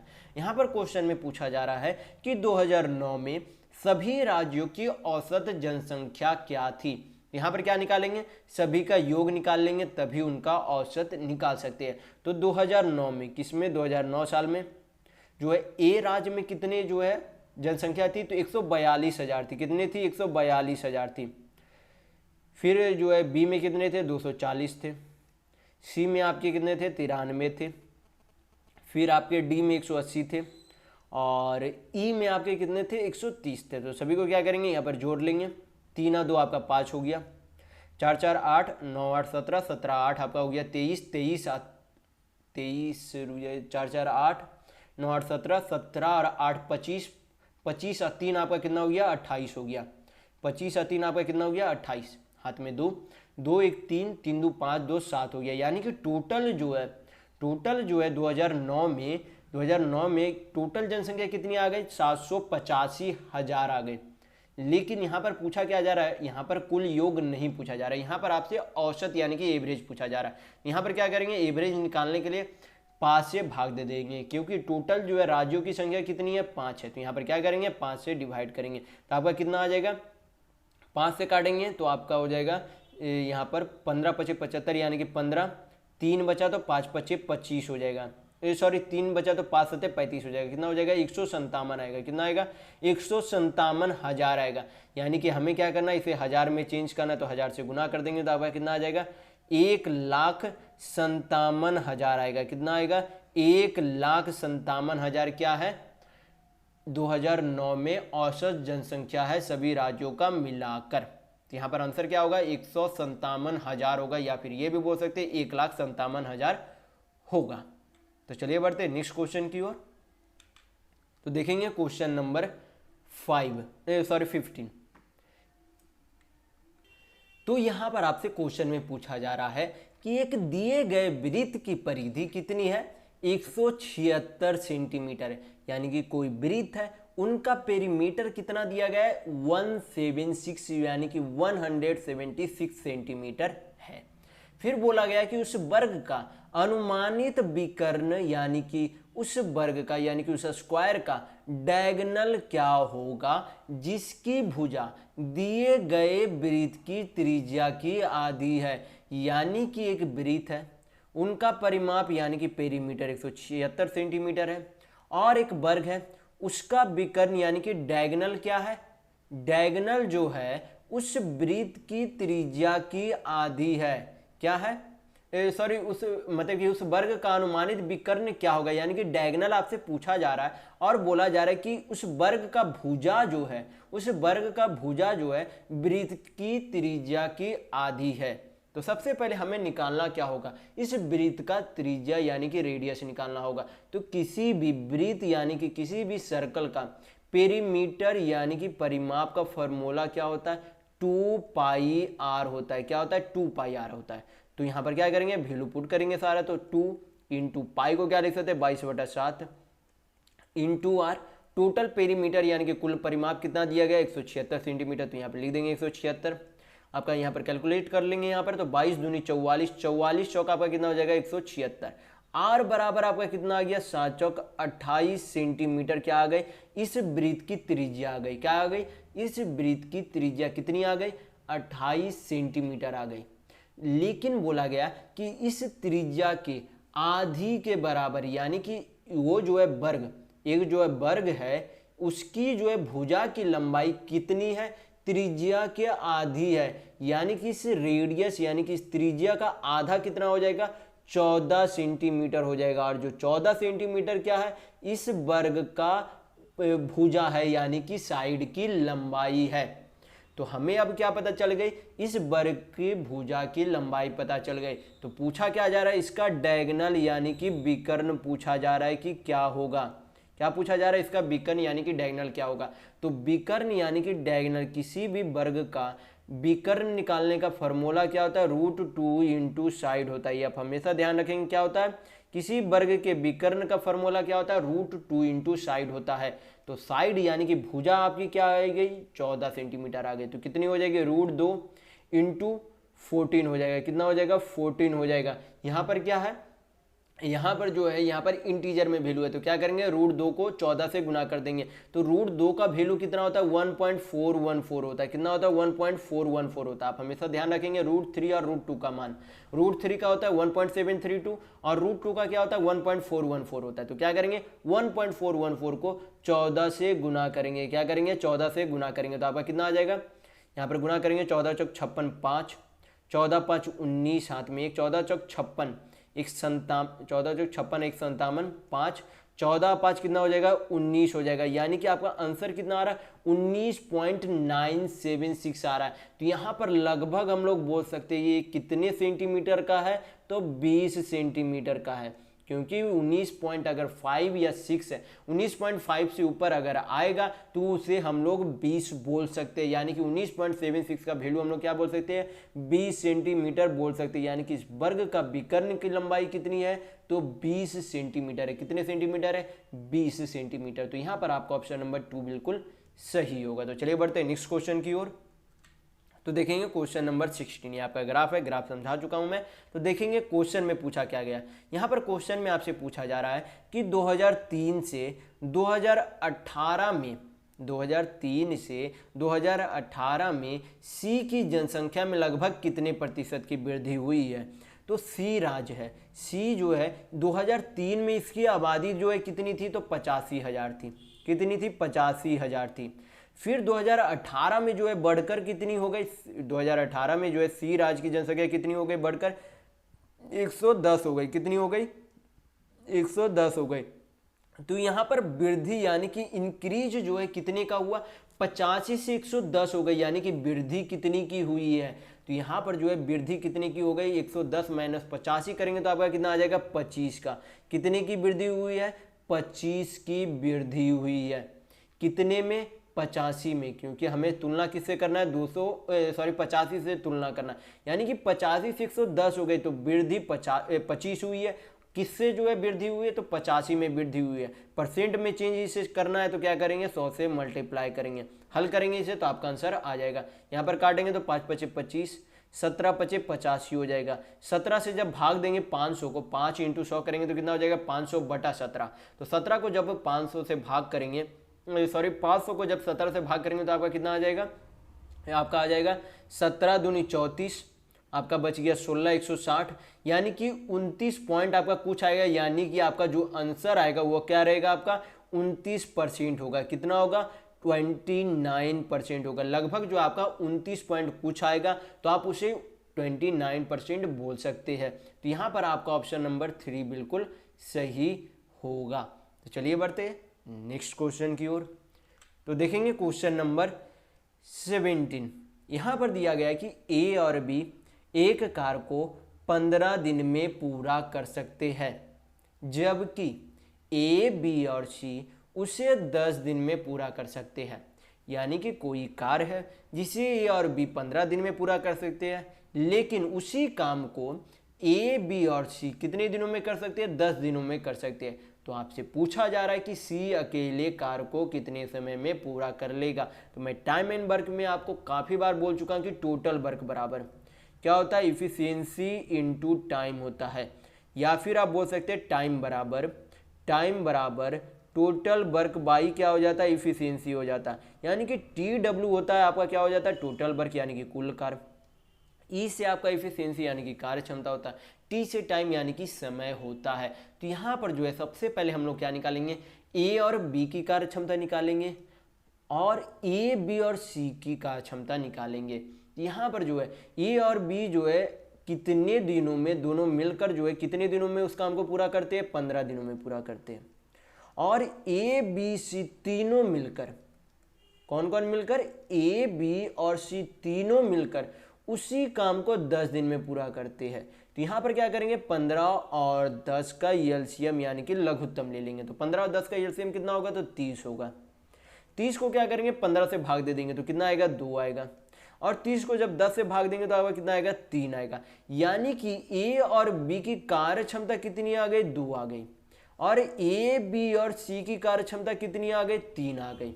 यानी कि ए और बी जो है एक दिन में 2 काम करता है और ए बी सी जो है तीनों मिलकर एक दिन में 3 काम करता है। यानी कि यहाँ पर से हमें पता चल जाएगा कि सी कितने काम करता है एक दिन में। अगर ए और बी मिलकर 2 काम करते हैं और ए बी सी तीनों मिलकर 3 काम करते हैं, यानी कि सी जो है कितने काम कर रहा होगा, सी जो है 1 काम कर रहा होगा, क्योंकि 3 माइनस 1 2 करेंगे तो कितना आ जाएगा, 1। यानी कि ए और बी 2 काम कर रहा है। जब सी उसमें जो है जुड़ जाता है तो कितने काम डेली कर लेता है, 3 काम तीनों मिलकर कर लेते हैं। यानी कि सी उन तीनों में से डेली जो है कितना काम करता है, 1 काम करता है। और सी को जो है अकेले करना कितना काम है, तो 30 काम करना है। वही आपसे पूछा जा रहा है कि सी अकेले कितने दिनों में काम करेगा। टाइम बराबर अभी आपको बताया गया टोटल वर्क बाई इफिशियंसी होता है। यानी कि सी को जो है करना कितना काम है, 30 काम करना। और उसकी इफिशियंसी यानी कि डेली की कार्य क्षमता कितनी है, तो 1 है। यानी कि 30/1 आपका कितना हो जाएगा, 30 हो जाएगा। यानी कि सी जो है उस काम को कितने दिनों में अकेले पूरा कर सकता है, तो 30 दिन में अकेले पूरा कर सकता है। तो इस क्वेश्चन का आंसर क्या होगा, 30 डेज। तो चलिए बढ़ते हैं नेक्स्ट क्वेश्चन की ओर। तो देखेंगे क्वेश्चन नंबर 18। यहाँ पर दिया गया है कि 6 माही आधार पर चक्रवृद्धित किए जाने पर कितने समय में 1000 रुपये 20% वार्षिक ब्याज दर से 1331 रुपया हो जाएगा। यानी कि आपका इस प्रश्न में मूलधन कितना दिया गया, यानी कि प्रिंसिपल 1000 रुपया दिया गया, 20% आपका क्या दिया गया, रेट यानी कि दर दिया गया, 1331 रुपया आपका क्या दिया गया, अमाउंट यानी कि मिश्र धन दिया गया है। लेकिन इस प्रश्न में आपको देखने की बात यह है कि जो आपका चक्रवृद्धि ब्याज यानी कि कंपाउंड इंटरेस्ट लग रहा है वह कैसा लग रहा है, छमाही लग रहा है। यानी कि 1 वर्ष में 2 बार जो है क्या लग रहा है, आपका कंपाउंड इंटरेस्ट यानी कि चक्रवृद्धि ब्याज लग रहा है। यानी कि पहले जो है एनुअली आपका चक्रवृद्धि ब्याज लगता था, कैसा लगता था, वार्षिक चक्रवृद्धि ब्याज लगता था। लेकिन यहाँ पर आपका चक्रवृद्धि ब्याज कैसे लग रहा है, छमाही यानी कि 6 महीने में भी आपका क्या लग जा रहा है, चक्रवृद्धि ब्याज लग रहा है। तो यहाँ पर दिया गया है कि रेट 1 साल का कितने प्रतिशत ब्याज लगता है, 20% ब्याज लगता है। कितने परसेंट ब्याज लगता है, तो 20% ब्याज लगता है। लेकिन ये तो आपका वार्षिक ब्याज दर है, लेकिन यहाँ पर बोला जा रहा है कि कंपाउंड इंटरेस्ट यानी कि चक्रवृद्धि ब्याज छमाही है। यानी कि 1 साल में अगर 20% चक्रवृद्धि ब्याज लगता है तो 6 महीने में कितना लगेगा, तो 20% का आधा यानी कि 10% जो है 6 महीने में चक्रवृद्धि ब्याज लगेगा। अगर 1 साल में 20% चक्रवृद्धि ब्याज लगता है तो 6 महीने में कितना ब्याज लगेगा, 10% चक्रवृद्धि ब्याज लगेगा। और 10% को फ्रैक्शन में चेंज करेंगे तो क्या लिख सकते हैं, 1/10 लिख सकते हैं। मैं इसी वीडियो में आपको बता चुका हूं कि परसेंट को फ्रैक्शन में किस तरीके से चेंज किया जाता है। तो 10% में हम लोग क्या लिख सकते हैं, 1/10 लिख सकते हैं। तो यहां पर से हमें पता चलता है कि 10 यूनिट की कोई राशि पर क्या हो रहा है, 1 यूनिट का चक्रवृद्धि ब्याज लग रहा है। 10 यूनिट की कोई राशि पर क्या हो रही है, 1 यूनिट का चक्रवृद्धि ब्याज लग रहा है। यानी कि 10 यूनिट का कोई राशि 1 यूनिट के चक्रवृद्धि ब्याज के साथ कितने यूनिट बन रहा है, हर एक 6 महीने में 11 यूनिट बन जा रहा है। कितने यूनिट बन जा रहा है, 11 यूनिट बन जा रहा है। और जो यहाँ पर समय अगर वार्षिक रहता तो हम लोग क्या करते, सिर्फ टी लिखते, लेकिन यहाँ पर समय अर्धवार्षिक है तो इसे क्या लिखेंगे 2t लिखेंगे, यानी कि 11/10 पर क्या पावर कर देंगे 2t कर देंगे, क्या करेंगे 2t करेंगे। ऊपर आपका क्या है मिश्र धन है, नीचे आपका क्या है मूलधन है, बराबर करके क्या करेंगे उसी तरीके से यहाँ पर नीचे मूलधन लिखेंगे यानी कि प्रिंसिपल लिखेंगे, और ऊपर क्या लिखेंगे मिश्र धन यानी कि अमाउंट लिखेंगे। तो मूलधन आपका कितना है तो 1000 है तो 1000 नीचे लिख लेंगे, मिश्र धन कितना है 1331 है तो 1331 ऊपर लिख लेंगे। अब यहाँ पर करेंगे ये कि 11/10 है, यहाँ पर पावर 2t लिख देंगे, और 1331 किसका क्यूब होता है आपको हमेशा ध्यान रखना है। 1000 का तो आपको पता होगा कि 10 का क्यूब होता है, लेकिन 1331 किसका क्यूब होता है तो 11 का क्यूब होता है। किसका क्यूब होता है 11 का क्यूब होता है, यानी कि 11/10 पे पावर ये क्या लिख सकते हैं हम लोग पावर 3 लिख सकते हैं। यानी कि यहाँ पर आपका बेस कितना आ गया, यहाँ भी 11/10 है, यहाँ भी 11/10 है, यानी कि 2t बराबर हम लोग क्या लिख सकते हैं 3 लिख सकते हैं। क्या लिख सकते हैं 2t बराबर क्या लिख सकते हैं, यहाँ पर 2t बराबर क्या लिख सकते हैं 3 लिख सकते हैं। यानी कि आपका समय क्या आ जाएगा यहाँ पर जब 2 से भाग देंगे 3 को तो 1.1/3 आ जाएगा। कितना आ जाएगा सॉरी 1.1/2 आ जाएगा। जब 3 को 2 से भाग देंगे तो आपका कितना आ जाएगा 1.1/2 आ जाएगा, यानी कि आपका ऑप्शन नंबर 4 बिल्कुल सही होगा। तो चलिए बढ़ते हैं नेक्स्ट क्वेश्चन की ओर। तो देखेंगे क्वेश्चन नंबर 19। यहाँ पर दिया गया है कि लंबाई 175 मीटर लंबी एक ट्रेन 36 किलोमीटर प्रति घंटा की रफ्तार से चलती है, तो 125 मीटर लंबे प्लेटफॉर्म को पार करने में कितना समय लगेगा। तो मैं इसी वीडियो में बता चुका हूं कि समय बराबर क्या होता है दूरी बटा चाल होता है। समय बराबर यानी कि टाइम बराबर आपका क्या होता है दूरी बटा चाल होता है। तो टोटल दूरी जो है कितना दूरी ट्रेवल करना है, एक तो ट्रेन की लंबाई प्लस प्लेटफॉर्म की लंबाई, टोटल जो है ये दोनों दूरी उस पुल को पार करने में उस ट्रेन के द्वारा चलनी होगी। एक तो उसका ट्रेन की खुद की लंबाई होगी या प्लस उस प्लेटफॉर्म की लंबाई होगी, दोनों का कुल दूरी उसे उस ट्रेन को ट्रैवल करना होगा तभी उस प्लेटफॉर्म को पार कर पाएगी।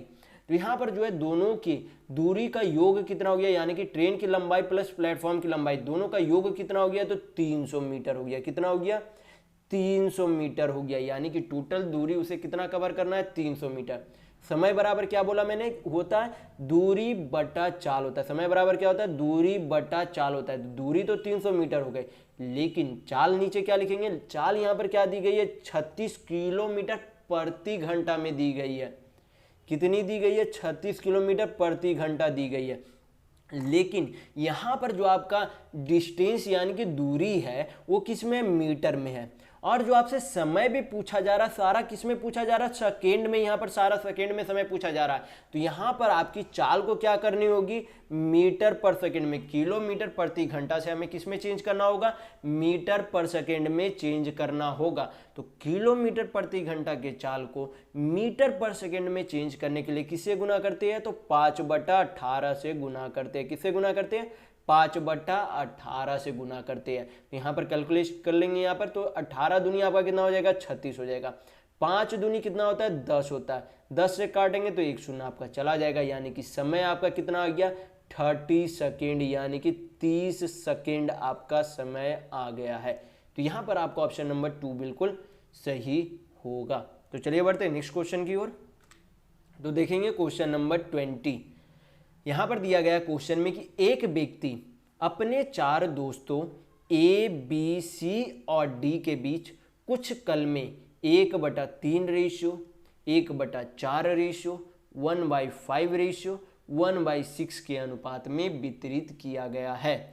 तो बताना है आपको कि व्यक्ति के पास कलमों की न्यूनतम संख्या क्या होनी चाहिए। तो जो आपका रेशियो के यूनिट में वैल्यू आएगा उसी को जोड़ देंगे तो आपका क्या हो जाएगा कलमों की न्यूनतम संख्या आप निकाल लेंगे। तो यहाँ पर जो है सबसे पहले ये जो रेशियो दिया गया सारा किस में दिया गया फ्रैक्शन में दिया गया, तो इसे हम लोग क्या करेंगे इंटीजर में चेंज करेंगे। किस में चेंज करेंगे इंटीजर में चेंज करेंगे।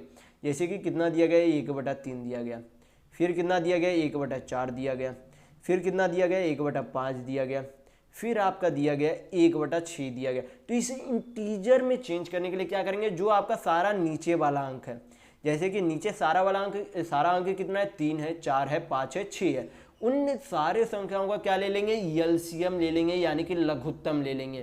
तो लघुत्तम लेंगे तो आपका कितना आ जाएगा, 60 आएगा। जब 3, 4, 5, 6 का लघुत्तम लेंगे तो आपका कितना आएगा, 60 आएगा। 60 जो एलसीएम आएगा क्या करेंगे, सभी में गुना कर देंगे, उसको सभी को क्या कर देंगे, गुना कर देंगे। सभी में हम लोगों ने क्या किया, 60 को गुना कर दिया। क्या करेंगे, इसे कैलकुलेट करेंगे तो 20 दिया, यहाँ पर 60 हो जाएगा। यहाँ पर 4 से काटेंगे 60 को तो 15 बार में चला जाएगा। 5 से काटेंगे 60 को तो 12 बार में चला जाएगा। और 6 से 60 को काटेंगे तो 10 बार में चला जाएगा। यानी कि अनुपात जो है इंटीजर में इनका वैल्यू कितना आ गया, तो 20:15:12:10। ये आपका क्या हो गया, सारा जो है इंटीजर में वैल्यू आ गया, उनके कलमों के अनुपात की संख्या का रेशियो आ गया। तो यहाँ पर नंबर निश्चित वैल्यू आपसे नहीं पूछा जा रहा, पूछा जा रहा है कि न्यूनतम संख्या जो है कलमों की क्या हो सकती है। तो कलम की न्यूनतम संख्या वही होगी जो इन रेशियो का यूनिट का योग होगा। न्यूनतम कलमों की संख्या वही होगी जो इन रेशियो का, यानी कि इन अनुपात का योग होगा, इन अनुपात के यूनिट का योग होगा। तो सभी को जोड़ेंगे वही आपका आंसर होगा। तो आपका कितना हो जाएगा यहाँ पर, 20, 15, 35, 35 अब 12, 47, 47 अब 10 आपका कितना हो गया, 57 हो गया। यानी कि कलमों की न्यूनतम संख्या कितनी हो सकती है, तो 57 यानी कि 57 होगी। तो यहाँ पर आपका ऑप्शन नंबर 2 बिल्कुल सही होगा। तो चलिए बढ़ते हैं नेक्स्ट क्वेश्चन की ओर। तो देखेंगे क्वेश्चन नंबर 21। यहाँ पर दिया गया क्वेश्चन में कि किसी वस्तु को वास्तविक विक्रय मूल्य के 3/5 में हिस्से पर बेचकर एक व्यापारी 20% का लाभ कमाता है। फिर बोला गया कि यदि वह उत्पाद को वास्तविक विक्रय मूल्य पर बेचता है तो लाभ प्रतिशत क्या होगा, ये आपसे पूछा गया है क्वेश्चन में। यहाँ पर बोला जा रहा है कि कोई राशि है, क्या बोला गया कि 3/5 में वास्तविक मूल्य के 3/5 में बेच देता है। यानी कि वास्तविक मूल्य जो है कितना है, वास्तविक मूल्य जो है 5 यूनिट है, लेकिन उसे बेच कितने में दिया, 3 यूनिट में बेच दिया। तो इसे जो है आसानी से सिंप्लीफाई करने के लिए हम लोग क्या कर देते हैं, दोनों ऊपर नीचे एक एक शून्य पुट कर देते हैं, यानी कि 10 से गुना कर देते हैं। तो 10 से गुना करेंगे तो CSP हम लोगों ने क्या मान लिया कि उसे जो है बेचा कितने में, 30 यूनिट में। कितने में बेचा, 30 यूनिट, यानी कि यह भी बोल सकते कि 30 रुपये में बेचा। और उसे जो है वास्तविक विक्रय मूल्य जो है कितना था, 50 रुपये। यानी कि मान लीजिए कि पहले कोई बोला आदमी कि 50 रुपये में मैं इसे बेचूंगा, लेकिन उसे बेच कितने में देता है, 30 रुपये में बेच देता है। उसे जो है 30 रुपये में बेचने पर भी क्या होता है, 20% का लाभ कमाता है। क्या बोला गया कि जब वो 50 रुपये में बोलता है कि बेचेंगे, लेकिन उसे कितने में बेच देता है, 30 रुपये में बेच देता है, लेकिन 30 रुपये में बेचने पर भी उसे 20% का लाभ होता है। तो पूछा जा रहा है कि अगर उसने उसे 50 रुपये में बेचा होता तब उसका लाभ प्रतिशत कितना होता। तो सबसे पहले यहां पर हमें क्या निकालना होगा कि उसने वस्तु को खरीदा कितने में था, यानी कि इस वस्तु का क्रय मूल्य क्या था। तो क्रय मूल्य कैसे निकालेंगे, सबसे पहले 20% को फ्रैक्शन में चेंज करेंगे तो आपका कितना हो जाएगा, 1/5 हो जाएगा। यानी कि 5 का कोई सामान पर 1 यूनिट के लाभ में बेच दिया गया, यानी कि 5 यूनिट का कोई सामान है, कितने में बेचा गया, 1 यूनिट के लाभ, यानी कि 6 यूनिट में बेचा गया। यानी कि बेचा कितने में गया था, रुपये में, 30 रुपये में। तो इस 6 यूनिट का वैल्यू कितना हो गया, 30 रुपया हो गया। यानी कि 6 का कितना गुना है, तो 5 गुना है। कितना गुना है, तो 5 गुना है। ये आपका क्या है, CP है, ये आपका क्या है, SP है। तो SP जो है 6 यूनिट का वैल्यू कितना था, 30 था, यानी कि 1 यूनिट का वैल्यू कितना हो गया, 5 रुपये हो गया। यानी कि यहाँ पर 5 से गुना कर देंगे तो आपका क्या निकल जाएगा, CP यानी कि क्रय मूल्य आ जाएगा। तो आपका कितना हो जाएगा, 5×5 = 25 रुपया। यानी कि उस वस्तु का क्रय मूल्य कितना था, तो 25 रुपया था। उस वस्तु का क्रय मूल्य कितना था, 25 रुपया था।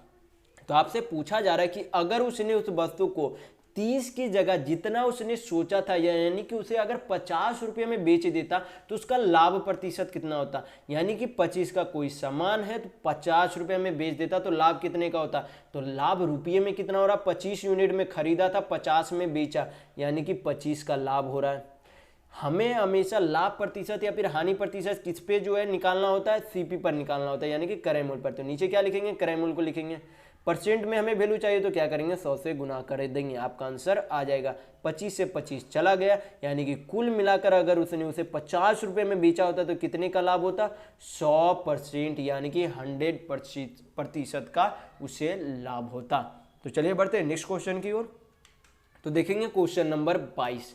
यहाँ पर दिया गया क्वेश्चन में कि वह सबसे बड़ी संख्या कौन सी है, वह सबसे बड़ी संख्या कौन सी है जिससे 34 को, 58 को और 94 को विभाजित करने पर समान शेषफल आता है। यानी कि ये जो है यहाँ पर 4 ऑप्शन दिए गए, यहाँ पर बोला जा रहा है कि इन 4 ऑप्शनों में से कौन सी सबसे बड़ी संख्या है जिससे जो है 34 को अगर भाग दिया जाता है, 58 को भाग दिया जाता है, 94 को भाग दिया जाता है तो शेषफल हमेशा बराबर आता है। क्या आना चाहिए?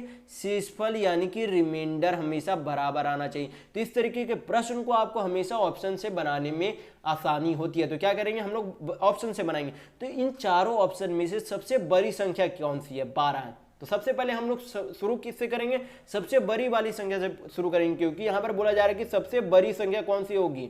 तो यहाँ पर शुरू हमें किससे करना है? सबसे बड़ी वाली संख्या से। सबसे बड़ी संख्या यहाँ पर 12 है, तो 12 से भाग देकर देखते हैं। तो जब 34 को 12 से भाग देंगे तो रिमाइंडर यानी कि शेषफल कितना आएगा? तो 12 दूनी 24 होता है, यानी कि 10 शेषफल आएगा। कितना आएगा? 10 शेषफल आएगा। जब 12 को 58 से भाग देंगे तो आपका शेषफल यानी कि रिमाइंडर कितना आएगा? तो 12 चौका 48 होता है, यानी कि 10 रिमाइंडर यानी कि 10 शेषफल आ जाएगा। और जब 94 को यानी कि 94 को 12 से भाग देंगे तब शेषफल कितना आएगा? तो 12 सते 84 होता है, यानी कि इसमें भी 10 कितना आएगा शेषफल?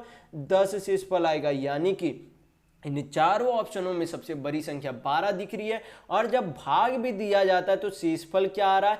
सेम आ रहा है, यानी कि सभी में शेषफल कितना आ रहा है? 10 आ रहा है। यानी कि आपका ऑप्शन नंबर यहाँ पर 1 बिल्कुल सही हो जाएगा। अन्य ऑप्शन हमें चेक करने की जरूरत नहीं है, क्योंकि यहाँ पर आपसे बोला जा रहा है कि सबसे बड़ी संख्या, तो इन ऑप्शन में से सबसे बड़ी संख्या 12 है। और 12 से जब भाग दिया जाता है तो रिमाइंडर हमें दिख रहा है कि सभी में सेम है। तो आपका आंसर क्या हो जाएगा? 12 ही होगा। तो चलिए बढ़ते हैं नेक्स्ट क्वेश्चन की ओर। तो देखेंगे क्वेश्चन नंबर 23। ये सिंप्लीफिकेशन का क्वेश्चन है। बॉडमास थ्योरम आपको हमेशा पता होना चाहिए सिंप्लीफिकेशन बनाने के लिए। मैं पहले वाले वीडियो में काफ़ी बार बता चुका हूँ। तो चलिए इसे हल कर लेते हैं हम लोग। तो सबसे पहले यहाँ पर क्या कर लेंगे? यहाँ पर गुना वाला है तो गुना को हल कर लेंगे। 8 चौका आपका कितना हो जाएगा? 32 हो जाएगा। फिर यहाँ पर क्या कर लेंगे? 8 भागा 2 है, तो यहाँ पर क्या कर लेंगे? भाग दे देंगे तो आपका कितना आ जाएगा? 4। यहाँ पर गुना है तो 7 × 8 आपका कितना हो जाएगा? 56 हो जाएगा। फिर यहाँ पर भी गुना है तो गुना करेंगे तो आपका कितना हो जाएगा? 8 छक 48 हो जाएगा। सभी को क्या करेंगे? आप नीचे लिख लेंगे। यहाँ पर गुना करने पर कितना आया? 56 आया। प्लस आपका कितना हो जाएगा? भाग देने पर यहाँ पर टोटल कितना आया? 4 आया, तो 4 लिख देंगे। माइनस है, यहाँ पर गुना करने पर कितना आया? 4 आया। 4 × 1 यानी कि 4 गुना 1 करेंगे तो कितना हो जाएगा? 4 हो जाएगा। माइनस का साइन है तो माइनस दे देंगे। 6 × 8 किया तो कितना आया? 48 आया, तो नीचे क्या लिख देंगे? 48 लिख देंगे। प्लस 4 है, माइनस 4 है, तो क्या होगा? कटे जाएगा। 56 में से 48 जाएगा तो आपका कितना बचेगा? 56 में से 48 जाएगा तो आपका कितना बचेगा? 8 बचेगा। कितना बचेगा? 8 बचेगा। यानी इस पूरे सिंप्लीफिकेशन को हल करने पर आपका कितना आंसर आएगा? 8 आएगा। यानी कि आपका यहाँ पर ऑप्शन नंबर 1 बिल्कुल सही होगा। तो चलिए बढ़ते हैं नेक्स्ट क्वेश्चन की ओर। तो देखेंगे क्वेश्चन नंबर 24। यहाँ पर दिया गया कि बेलनाकार टंकी की क्षमता 246.4 लीटर है। कितने लीटर है? एक बेलनाकार टैंक की क्षमता कितने लीटर है? 246.4 लीटर है। फिर बोला गया कि यदि टंकी की ऊंचाई 4 मीटर है, यदि टंकी की ऊंचाई 4 मीटर है तब आधार का व्यास क्या होगा? तो सबसे पहले आपको पता होना चाहिए कि किसी भी बेलन के आयतन का फॉर्मूला क्या होता है? तो उसके वॉल्यूम यानी कि आयतन का फॉर्मूला होता है πr²h। तो आपको हमेशा ध्यान रखना है किसी भी बेलन यानी कि किसी भी सिलेंडर का आयतन का फॉर्मूला क्या होता है? πr² होता है। और आपको इस तरीके के प्रश्न में आपको एक चीज और याद रखना है कि 1 मीटर क्यूब बराबर 1 मीटर क्यूब बराबर क्या होता है? 1000 लीटर होता है। क्या होता है? 1 मीटर क्यूब बराबर 1000 लीटर होता है। ये भी आपको ध्यान रखना है कि सिलेंडर का आयतन का फॉर्मूला πr² और 1 मीटर क्यूब बराबर क्या होता है? 1000 लीटर होता है। तो यहाँ पर क्या करेंगे? सारा वैल्यू पुट करेंगे, आपका आंसर आ जाएगा। तो यहाँ पर जो है बेलन के आयतन का फॉर्मूला क्या होता है? πr²। वैल्यू पुट करेंगे, पाई को लिख सकते हैं 22/7, त्रिज्या हमें निकालनी है, त्रिज्या निकालेंगे तभी हम लोग व्यास निकाल सकते हैं, यानी कि रेडियस का दुगना ही क्या होता है, यानी कि त्रिज्या का दुगना ही आपकी क्या होती है, व्यास यानी कि डायमीटर होती है। तो यहाँ पर क्या लिखेंगे, इसे आर स्क्वायर रहने देंगे। ऊंचाई यानी कि हाइट कितना दिया गया, 4 मीटर दिया गया। ये जो आपका क्या हो गया, इस बेलन का आयतन हो गया। लेकिन ये जो लीटर में इसकी क्षमता, इसे भी हम लोगों को क्या करना होगा, इसके वॉल्यूम में बदलना होगा, यानी कि आयतन में बदलना होगा। तो अभी आपको बताया गया कि 1 मीटर क्यूब बराबर 1000 लीटर होता है। तो जब इसे 264 लीटर को मीटर क्यूब में चेंज करेंगे तो इसे क्या लिख सकते हैं, 246.4 को लीटर को जब मतलब ये वॉल्यूम में चेंज करेंगे तो क्या करेंगे, 1000 से भाग दे देंगे। क्या करेंगे, 1000 से भाग देंगे और पॉइंट हटाएंगे तो नीचे क्या आ जाएगा, 10 आ जाएगा। कैलकुलेट करेंगे तो आपका क्या निकल जाएगा, त्रिज्या निकल जाएगी। इधर भी आपकी टोटल वॉल्यूम, इधर भी आपकी टोटल वॉल्यूम हो गई है। हल करेंगे तो आपका त्रिज्या आ जाएगा। तो हल कर लेंगे इसे, 22 से काटेंगे तो यहाँ पर कितना हो जाएगा, 22 1 आपका कितना हो गया, 2 बचा तो 22 1, 4 बचा तो 22 दूनी 44 हो गया आपका। 4 से काटेंगे तो कितना बार में चला जाएगा, 4 से काटेंगे तो 4 तिया 12, 4 8 आपका कितना हो गया, 4 तिया 12 और आपका हो गया 4 8 आपका कितना हो गया, 32 हो गया। यहाँ पर आपका रुक जाए 22 1, आपका 2 बचा 22 आपका 1 हो जाएगा, 22 दूनी 44। 4 से काटेंगे तो 4 दूनी 8, सॉरी 38 नहीं होगा, 4 दूनी 8 होगा, 4 8 आपका 32 होगा, यानी कि 28 होगा। कितना होगा, 28 होगा। तो यहाँ पर आप क्या करेंगे, क्रॉस मल्टीप्लिकेशन कर देंगे, यानी कि आर स्क्वायर बराबर कितना हो जाएगा, 28 × 7 करेंगे तो कितना हो जाएगा, 28 सत्ते 100 कितना होता है, 96 होता है। कितना होता है, 196 होता है। अब बटा नीचे कितना है, 10,000 है। कितना है नीचे, 10,000 है। तो आर स्क्वायर को, जो स्क्वायर है, इधर क्या करेंगे, अंडर रूट में जब भेजेंगे, जब स्क्वायर इधर से हटाकर इधर अंडर रूट में भेजेंगे तो आपका कितना आ जाएगा, त्रिज्या। 196 किसका स्क्वायर होता है, तो 14 का स्क्वायर होता है। और 10,000 जो है किसका स्क्वायर हो जाएगा, तो 100 का स्क्वायर हो जाएगा। आपको हमेशा 1 से 30 तक स्क्वायर हमेशा याद रखिएगा, आपको इस तरीके के प्रश्न में हल करने में आसानी होगा। क्योंकि 196 का अगर आपको पता नहीं होगा तो आप स्क्वायर निकालते रह जाएंगे परीक्षाओं में। तो आप हमेशा 1 से 30 तक स्क्वायर याद जरूर रखिएगा। तो 196 किसका स्क्वायर होता है, 14 का। और 10,000 का स्क्वायर जो है आराम से आप निकाल सकते हैं कि 2 2 का क्या बन जाएगा, 0 का पेयर बन जाएगा। यानी कि अगर अंदर में 4 शून्य है तो बाहर निकल कर क्या आएगा, 2 शून्य आएगा। यानी कि 10,000 का अंडर रूट क्या हो जाएगा, 100 हो जाएगा। यानी कि इसे पॉइंट में चेंज करेंगे तो कितना हो जाएगा, 0.14 हो जाएगा। तो ये आपकी क्या आ गई, त्रिज्या आ गई। लेकिन हमें क्या पूछा जा रहा है, व्यास यानी कि डायमीटर पूछा जा रहा है। तो त्रिज्या का दोगुना क्या हो जाता है, डायमीटर हो जाता है। त्रिज्या का दोगुना क्या हो जाता है, डायमीटर। यानी कि 2 से गुना करेंगे तो आपका क्या आ जाएगा, व्यास यानी कि डायमीटर आ जाएगा। तो कितना हो जाएगा, 0.28 हो जाएगा। 0.14 को जब 2 से गुना करेंगे तो कितना आ जाएगा, 0.28 आ जाएगा। यानी कि इस बेलन का व्यास कितना है, तो 0.28 मीटर है। कितना है, 0.28 मीटर है। तो यहाँ पर आपका ऑप्शन नंबर 4 बिल्कुल सही होगा। तो चलिए बढ़ते हैं नेक्स्ट क्वेश्चन की ओर। तो देखेंगे क्वेश्चन नंबर 25। यहाँ पर दिया गया क्वेश्चन में कि यादृच्छिक रूप से चयनित एक लीप वर्ष में 53 रविवार होने की संभावना प्रायिकता जो है क्या है। यानी कि एक साल में 53 संडे होने की प्रोबेबिलिटी क्या है, ये आपसे पूछा गया है। तो यहाँ पर जो है इस तरीके के प्रश्न में आपको पता होना चाहिए कि एक लीप ईयर वर्ष में, नॉर्मल साल में कितने दिन होते हैं, 665 दिन होते हैं। लेकिन लीप वर्ष में कितने दिन होते हैं, तो 366 दिन होते हैं। एक लीप ईयर में कितने दिन होते हैं, 366 दिन होते हैं। तो क्या हम लोग यहाँ पर से निकाल सकते हैं कि इसमें जो है कितने सप्ताह आ सकते हैं। पहले इसमें जो है कितने सप्ताह आ सकते हैं, तो इसे क्या करेंगे, 7 से डिवाइड करेंगे। 7 से डिवाइड करेंगे तो आपका कितना आ जाएगा, यहाँ पर 52 सप्ताह प्लस 1 दिन आ जाएगा। यानी कि 52 आपके क्या हो जाएंगे, वीक यानी कि सप्ताह हो जाएंगे। और प्लस, सॉरी 1 दिन नहीं 2 दिन। कितना दिन, 2 दिन, यानी कि 2 डेज आ जाएंगे। कितने आ जाएंगे, यानी कि 366 वाले, यानी कि लीप ईयर में 52 तो वीक होंगे और प्लस आपका क्या हो जाएंगे, 2 डेज अलग से होंगे। तो इस 2 दिनों में संडे आने की जो प्रायिकता होगी वही आपकी क्या होगी, आंसर होगी। तो इसमें जो है 2 दिन, कभी भी जो आपका मंडे आने के बाद जो है ट्यूसडे हमेशा आता है, हमेशा जो है कंजिक्यूटिव में आना चाहिए डेज। यानी कि मंडे आएगा तो आपका ट्यूसडे आएगा, यानी कि सोमवार आएगा तो बुध आएगा, बुध के बाद मंगल आएगा, मंगल के बाद जो है मंगल के बाद बुध आएगा, बुध के बाद बृहस्पति आएगा। इस तरीके से आपको लाना है। यानी कि जो है इन 2 दिनों में जो है कौन कौन सा दिन हो सकता है, या तो रविवार और आपका सोमवार हो सकता है, सोमवार हो सकता है, रविवार सोमवार हो सकता है, या फिर सोमवार मंगलवार आपका हो सकता है,